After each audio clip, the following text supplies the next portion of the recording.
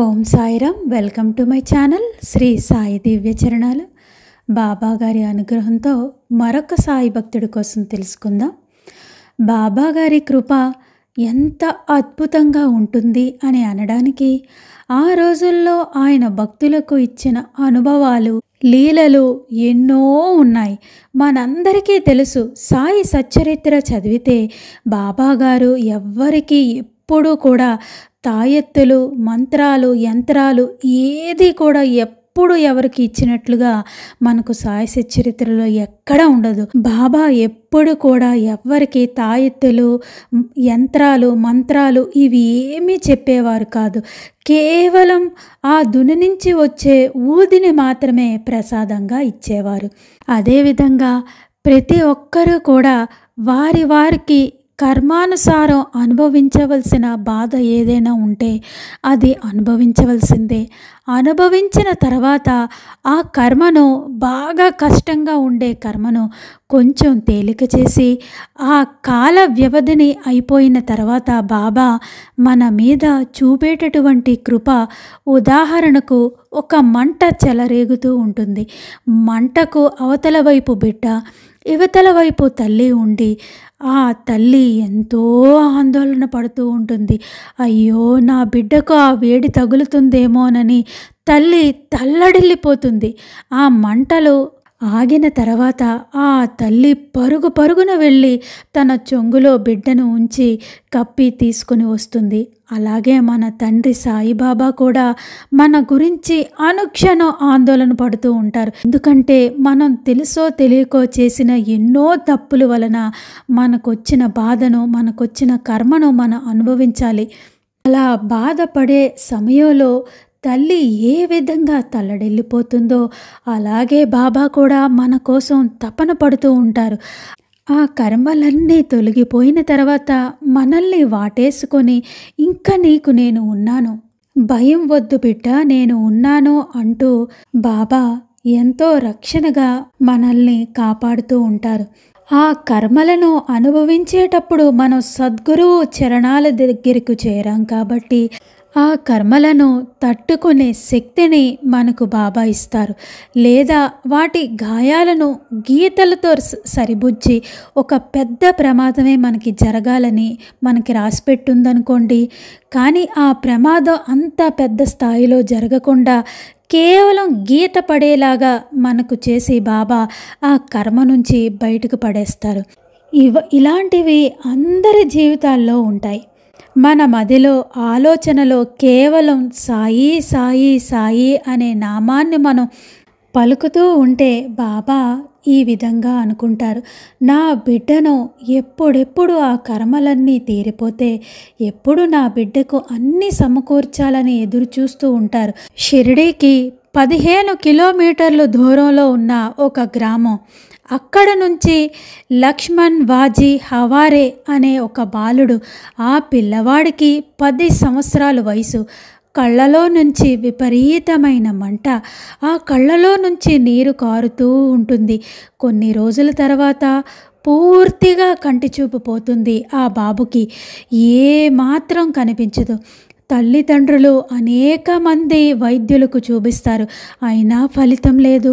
బంధువులు చెప్తారు, షిరిడీలో మహాత్ములు ఉన్నారు, బాబాగారు ఉన్నారు, మీరు వెళ్ళి వారిని దర్శించుకుంటే మీ అబ్బాయికి ఖచ్చితంగా చూపు వస్తుంది అని చెప్తారు.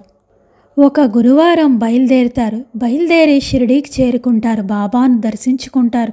ఆ తర్వాత ఆ పిల్లవాడికి కంటిలో నుంచి విపరీతమైన ధార కారుతూ ఉంటుంది. షిరిడీకి వెళ్ళి మసీదుకి వెళ్ళగానే, షిరిడీకి వెళ్ళిన కొద్ది గంటల్లోనే ఆ బాబుకు, లక్ష్మణ్ వాజీ హవారేకు ఆ కళ్ళు విపరీతంగా వాచిపోతాయి. బాబాగారు తన కృపాదృష్టితోటి ఆ పిల్లవాడిని తన ముందు కూర్చోబెట్టమంటారు.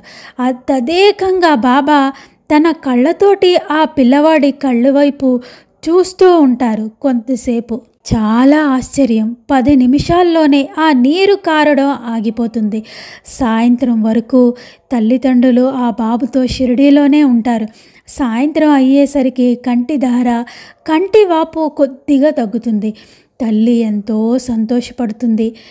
నుంచి మొదలు పెడతారు. ప్రతి గురువారం షిరిడీకి వచ్చి బాబాను దర్శించుకుంటే పిల్లవాడికి నయం అవుతుంది అన్న ధైర్యం ఆ తల్లిదండ్రులకి వస్తుంది. దాదాపు 4-5 నెలలు ప్రతి గురువారం రావడం, బాబాను దర్శించుకోవడం చేసేవారు. అయినా సరే బాబాను ఎన్నిసార్లు దర్శించినా, ఎంత ప్రయత్నం చేసినా కంటి చూపు మాత్రం రాలేదు. బంధువులు చెప్తారు, నువ్వు ఒక్క బాబా మీద భారం వేస్తే ఎలా? బొంబాయిలో జేజే హాస్పిటల్లో ఇంగ్లీష్ డాక్టర్ ఇంగ్లాండ్ నుంచి వస్తున్నారు, ఆయనకు చూపించండి అంటే వెళ్ళి ఒకరోజు పరీక్షలన్నీ చేయిస్తారు. ఆ కంటి తాలూకా టెస్టులన్నీ చేయిస్తారు. ఆ డాక్టర్ చెప్తారు, మీ పిల్లవాడు కళ్ళలోని రెటినా అంతా పాడైపోయింది, కంటిలో ఉన్న నరాలన్నీ కుళ్ళిపోయాయి, ఇంకా మీ పిల్లవాడికి కళ్ళు రావడం కష్టమే అని చెప్తారు ఆ వైద్యుడు. ఆ తల్లిదండ్రులు ఇద్దరు ఇంటికి వచ్చి ఎంతో బాధపడుతూ ఆలోచిస్తూ ఉంటారు. తండ్రికి పూర్తిగా నమ్మకం పోతుంది.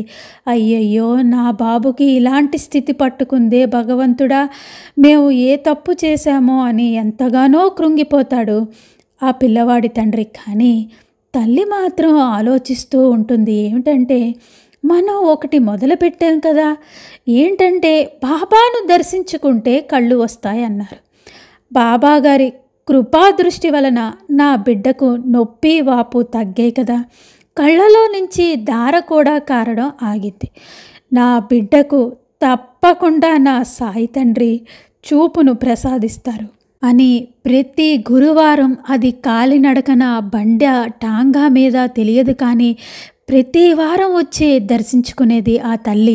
ఆ తన బిడ్డను తీసుకుని వచ్చి ఎప్పుడు వచ్చినా బాబా అల్లా అచ్చా కరేగా అనేవారు, కానీ ఎప్పుడు చూపు వస్తుంది అని చెప్పేవారు కాదు. అయినా ఆ తల్లి అలా ఎదురు చూస్తూ ఉంటుంది, తన బిడ్డకు ఎప్పుడు కంటి చూపు వస్తుందా అని. ఆ తల్లి ఎంత నమ్మకం పెట్టుకుందో చూడండి బాబాగారి మీద.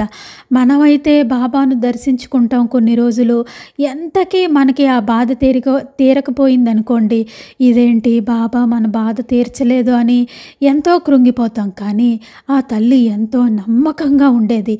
నా బిడ్డకు వైద్యుడు నా తండ్రి, నా సాయియే అనే అంత విశ్వాసాన్ని పెంచుకుంది.